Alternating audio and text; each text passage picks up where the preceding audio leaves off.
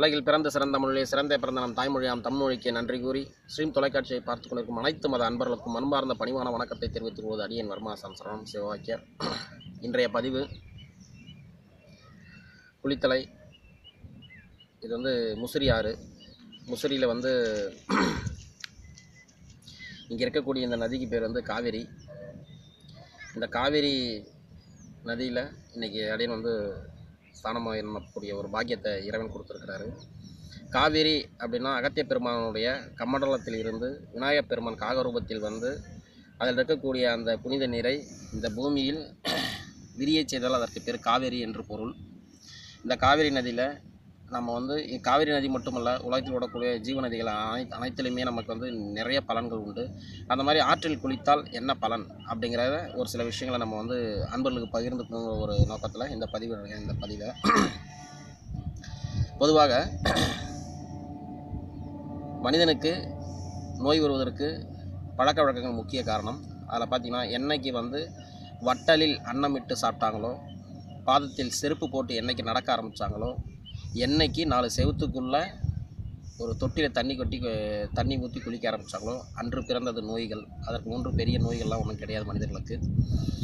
அப்படி குளியலில் 4 செவத்துக்குள்ளே எடுத்து குளிக்கிறது குளியலாக இருக்காது.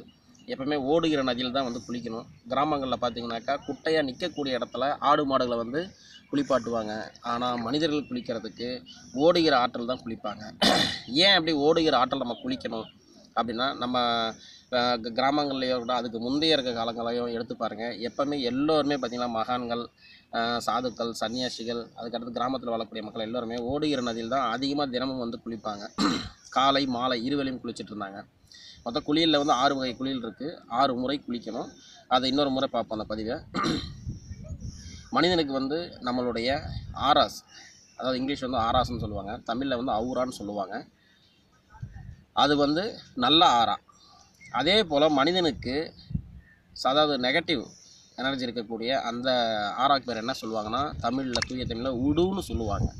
அப்படி நம்மளுடைய உடம்பில் இருக்கக்கூடிய உடு என்கிற அந்த negative thoughts, negative energy remove பண்ணக்கூடிய ஒரு பங்களிக்கக்கூடிய ஒரு குளியல் இந்த ஆற்றில் குளித்தால் அந்த உடு என்கிற நமக்கு தேவையில்லை எதிர்மறை எண்ணத்தை மாற்றி தரக்கூடிய வல்லமை கொண்டது நீர்கள். அதனால் நம்ம இந்த காவேரின்னு மட்டும் சொல்லலை, அடியனுக்கு இன்றைக்கி இந்த பாக்கியம் கிடச்சி காவேரியில் குளிக்கிறதுக்கு. அதனால் இப்போ வரக்கூடிய பள்ளி விடுமுறை நாட்களில் குழந்தைகளை கூப்பிட்டு வேறு எங்கேயும் போவதற்கு ஆற்றங்கரை, அதாவது நீர்நிலைகள் இருக்கக்கூடிய இடங்களில் போய் குடும்பத்தோடு குளிச்சுட்டு வாங்க. ரொம்ப சிறப்பு. ஏன்னா வருடம் முழுக்க நாம் செய்யக்கூடிய கர்மாக்கள், கிரியை, இதையெல்லாம் இதில் நடக்கக்கூடிய தவறுகளை எல்லாத்தையும் சரி செய்யக்கூடிய ஒரு இயற்கை கொடுத்த ஒரு நமக்கு உன்னத குடை இந்த மாதிரி நதிகள். இந்த நதியில் நம்மளாம் நதிகளை பாதுகாக்கணும். அரசாங்கம்லாம் இதெல்லாம் காது கொண்டு போகணும், நதிகளை இணைக்கணும். நம்ம நாட்டில் தண்ணீர் பஞ்சம் இல்லாமல் இருக்கணுங்கிறது அடியனுடைய ஆசை. பிறகு தண்ணியை வச்சு, அதாவது தண்ணீரோட பஞ்சபூத சக்தியில் நீருக்கு ஒரு சக்தி உண்டு. என்ன அப்படின்னா, ஞாபக சக்தி அதிகம் கொண்டது நீர். அதனால் பார்த்திங்கன்னா ஜபம் செய்யும் பொழுது, நம்ம மந்திரம் உச்சாரணம் செய்யும் பொழுது இறைவனுக்கு படைக்கக்கூடிய நீர், இதெல்லாம் பார்த்திங்கனாக்கா அங்கே ஓதக்கூடிய மந்திரங்களும் வேண்டுதல்களும் அங்கே அந்த நீர் ஞாபக சக்தியில் ஈர்த்து வைக்கும். அதெல்லாம் பார்த்திங்கன்னா நம்ம மகான்கள்லாம் எல்லாத்தையுமே விடுத்து ஒரு காட்டுக்குள்ளே தியானம் பண்ண போகிறாங்க அப்படின்னா எல்லாத்தையும் விடுத்துருவாங்க. ஆனால் அவங்க போட்டிருக்க அந்த ஒரு கோவணத்தோடு தான் போவாங்க. ஆனால் அங்கே உள்ளே போகும்போது 2 பொருள் தான் கொண்டு போவாங்க. ஒன்று தண்டம் என்று சொல்லக்கூடிய அதாவது யோகத்துக்கும் சுவாசத்துக்கும் தேவையான முக்கிய ஒரு பங்கு தண்டம். அதுபோல் ஒரு கையில் கமண்டலம் வச்சுருப்பாங்க. அந்த கமண்டலத்தில் இருக்கக்கூடிய நீர் என்ன அப்படின்னா, அவங்களுடைய மந்திரம் உச்சாரணம் பண்ணக்கூடிய அத்தனை சக்தியும் ஈர்த்து வைக்கக்கூடிய, ஒரு ஞாபகத்தை ஈர்த்து வைக்கக்கூடிய ஒரு மிகப்பெரிய பூதம் எதுனா நம்மளுடைய இந்த நீர் பூதம் தான். அதனால் இந்த நீர் பூதத்தில் நிறைய விஷயங்கள் செய்யலாம். ஒரு உதாரணத்திற்கு, ஒருத்தருக்கு எண்ணெய் அலைகள் சரியில்லை, கெட்ட எண்ணங்கள் வருது, அதாவது தாழ்வு மனப்பான்மை வருது, எனக்கு ரொம்ப கஷ்டமாக இருக்குது, தூக்கம் வரலை, இப்படி மனக்குழப்பம், இப்படி பல வகையான டென்ஷனை ஒருத்தவங்க படுக்கிறாங்க அப்படின்னா அவங்களுடைய கனவுகளும் அவங்களுடைய நினைவுகளும் அப்படித்தான் இருக்கும்.